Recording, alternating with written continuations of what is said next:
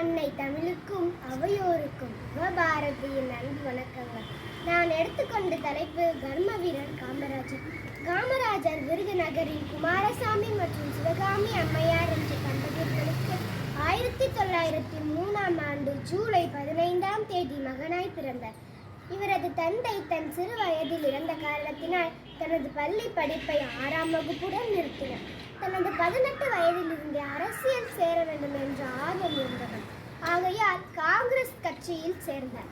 தாய்நாட்டின் பணியில் தன்னை முழுமையாக ஒப்படைத்துக் கொண்ட தியாகத்தின் ஒளிவிளக்கு காமராஜர். நாடே அவரது திருக்கோயில், மக்களே அவரது தெய்வங்கள். மக்கள் தொண்டே அவரது குறிக்கோள், காங்கிரஸே அவரது உயிர்மூச்சு. காந்தியடிகள் காட்டிய பாதையே அவரது வாழ்க்கை முறை. விடுதலை இயக்க கூட்டங்களில் அதிகம் பங்கு பெற்றார். வைக்கம் என்ற ஊரில் குறிப்பிட்ட சில தெருக்களில் தாழ்த்தப்பட்ட மக்கள் நுழைவதற்கு தடை இருந்தது. அந்த தடையை நீக்க சத்தியாகிரகம் நடந்தது. காமராஜர் அதில் கலந்து கொண்டார்.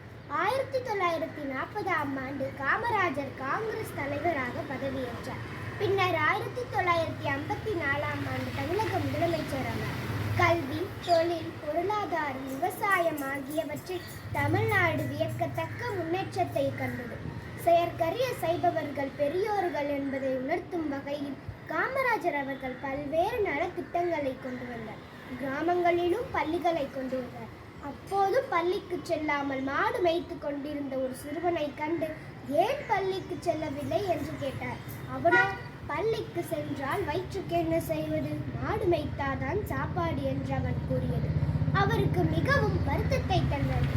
எனவே பள்ளிகளில் மத்திய உணவு திட்டத்தை கொண்டு வந்தார். மேலும் ஏழை மாணவர்களுக்கும் வசதியான மாணவர்களுக்கும் வேறுபாடு இருக்கக்கூடாது என்பதற்காக சீருடை திட்டத்தை கொண்டு வந்தார்.